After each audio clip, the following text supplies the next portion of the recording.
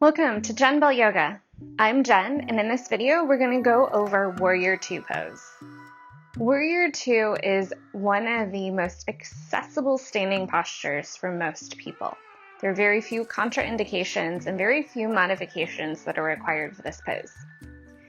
So to start with Warrior II, typically you want to take your feet about wingspan distance apart. I like to say take your arms out, bend your wrists, and if you were to drop your fingertips down, they should hit your ankles. Turn one of your toes. I'm going to use my right side. Right toes turn up towards the top edge of the mat. My left toes are going to turn in just a little bit.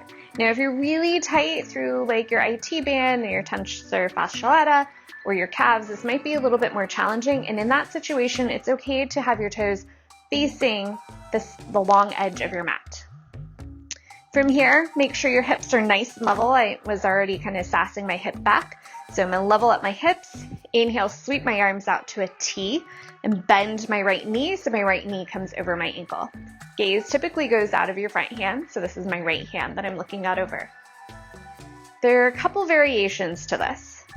One, if this is difficult for your arms, there's no reason why your arms need to come out to a T. If you've recently had shoulder injuries or shoulder surgery, you can always have your arms down, hands at your waist, hands at prayer. And if you have really tight pecs or lats and want to get a little extra stretch in, you can take your arms out to cactus. Typically in this alignment, your right heel is in line with your left heel. Your front heel is in line with your back heel. This doesn't always have to be the case. If you're currently pregnant or recently postpartum, taking your feet wider apart might be significantly more comfortable. This might also be comfortable if you're just really tight in the hips or you just like it better. There's no reason why you can't take your feet on kind of like a railroad track approach. Typically, you want to keep your knee above or behind your ankle. You can go a little bit further past, but you want to try to make sure that you're in a place that's safe for you.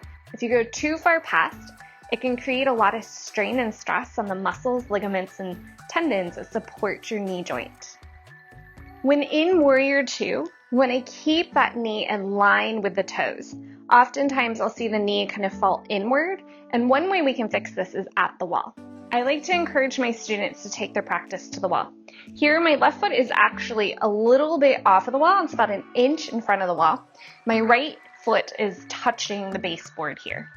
You can use a block between your knee and the wall to help increase this action or the sensation that you're feeling.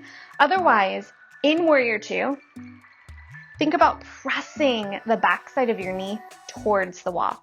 You're going to feel your abductors and the backside of your leg engage, and you might start to feel stretch through your adductors and the front side of your leg. If your adductors are really tight, getting this proper alignment might be difficult. Thanks for watching my video. If you liked it, please hit like and subscribe for more.